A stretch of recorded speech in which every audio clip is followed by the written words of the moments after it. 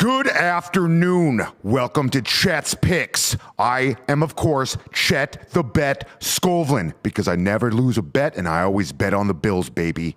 Of course, I can't go on with this show without my contractual obligation to mention that this show is sponsored by mybookie.com. Use code Drinking Bros. How's the rest go? Numbers nerds.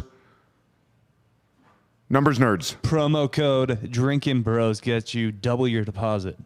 What he said. Look, I'm going to be honest with you. I'm not into all the statistics and numbers and gooey little gay things. I'm a real man. I play sports. I don't focus on that nerd shit. Also, I went to Arizona State. Not exactly an academic, prestigious school right there. All right, I'm going to be honest with you. We got a big one this week.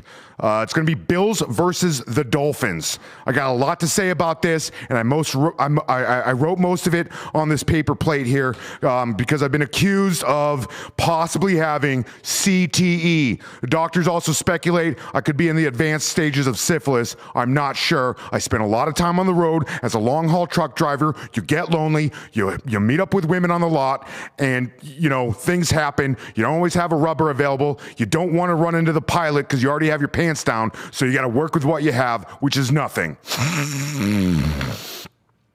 Let me tell you something. Bills are going to take this. Numbers nerd, what's the over-under on this? Man, you put me on the spot there, Chet. That's okay. I'm going to give you plenty of time to look it up on that computer device of yours. I'm going to tell you something. Big reason why I think the Bills are going to win this week, because Miami, Florida is weak as balls, like a Patriots deflated football. Also, their coffee sucks. Cuban coffee is weak as shit. Let me tell you something. I'm a big boy, and I need big boy coffee. I've been a big boy my entire life. Even when I was a baby boy, a little boy, I was a big boy. I've always been a big, beautiful, handsome boy. When I was 6 years old, the priests of Akron, Ohio voted me most handsomest boy. I've stuck with that ever since. I need big boy coffee because of that. Next, it's hot as hell, which is not necessarily a bad thing. As a long-haul truck driver, I've been to hot as hell places. But I will say it makes people stink. They fucking stink in Florida. It's a group of smelly people. Now, let me break down Florida in 3 seconds. You have redneck stink. There's the parts of Florida where, of course, you have a predominantly redneck population. Just stinky rednecks everywhere. And, of course, in South Florida there, you have Cuban stink. Stinky Cubans walking around all over the place. And, of course, you have, in certain areas, you have, well, I don't know. I don't want to be accused of being anti-Semitic or anything, but you have you-know-what stink. And in special places like Tampa, you have stinky you-know-what Cuban and redneck stink all in the same place. I'm going to say this too. I'm a long-haul truck driver. A lot of my hatred for the community of Miami happens to be that one time I did have a stop there in 2012, approximately 3 years after my playing days were over from the Buffalo Bills practice squad, and got a little lonely. Invited a certain young lady into the truck. We made our monetary exchange, signed a contract. We did our thing. And when I say we did our thing, I got a blowjob. And it was very nice. It was a very good blowjob, I'll admit it. The only thing that was backfired in that whole scenario is, come to find out, South Florida has a lot of cross-dressers, lot of dudes dressed up as ladies. I had to find that out the hard way. I'm a little bitter about that. And if you're listening to me right now and you're in South Florida and you intend on visiting a drag show tonight, if you see Paulette, the glamour goose, up there, boo that bitch for me, okay? Because she or he should have told me the truth. In that scenario, I would have, it was a great blowjob, I'm not going to lie. One of the best I've ever had. Top 3, actually. And I've been to a lot of pilot stations across this country. But if we're going to go into an exchange like that, I need to know.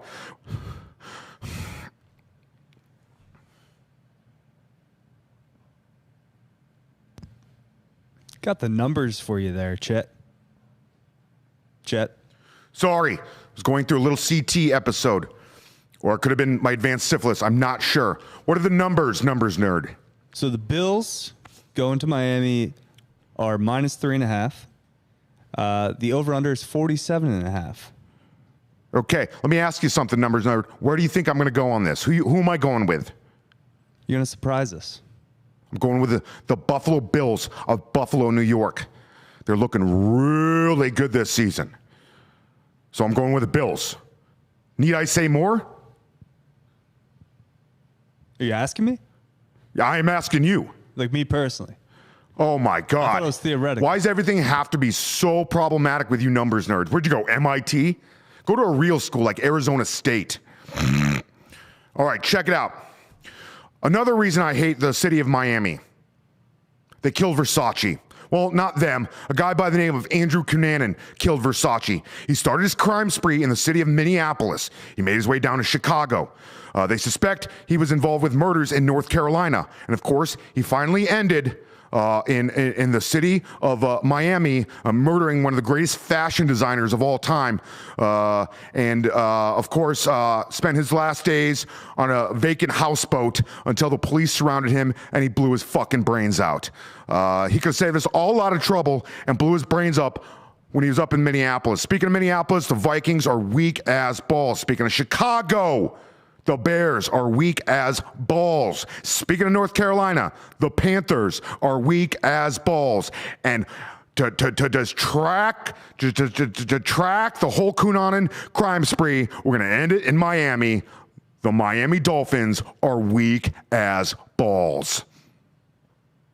I am so fucking sick of having to defend my Bills every week from all you troglodytes who don't know a goddamn thing about the game of football that I've loved and cherished my entire life, and had the honor and pleasure and pure pleasure and sexual pleasure to play in for one season on the Buffalo Bills practice squad.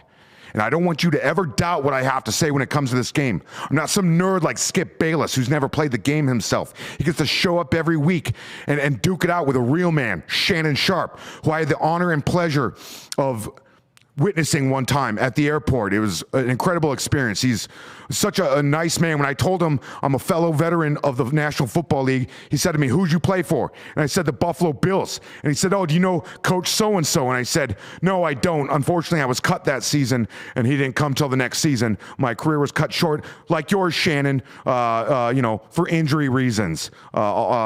My injury was mostly just not being able to keep up with the other boys. Not my fault. It happens in the National Football League every once in a while. So I just want to reiterate, Buffalo Bills are looking hot. And they're going to be looking hot every single game this season. If I were you, if I was a betting man on mybookie.com, I would throw everything onto the Bills. And when I say everything, everything. And especially if you live up in Massachusetts, because I know it's a state full of fucking losers. Listen to me. Bet your kid's entire college fund on it, okay? Don't bet it on Keno. I know you want to go spend your extra money on Keno. No, take it. Bet it on, go to mybookie.com, bet it on the Buffalo Bills. I want you to throw everything into it. I want you to throw your mortgage into it. I want you to throw whatever extra pennies you find lying behind your couch into the Buffalo Bills.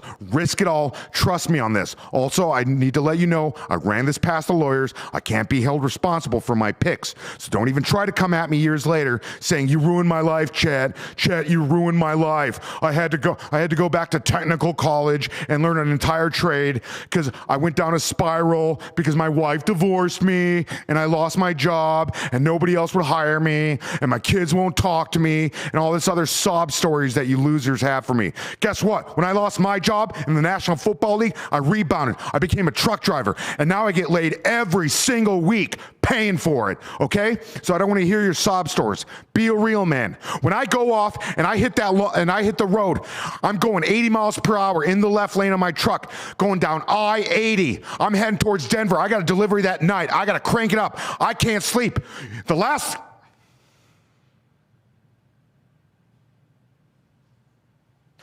thing I need to do is think about some bitch who got fired from his insurance job in some bumfuck town whining to me. Guess what? Be a man.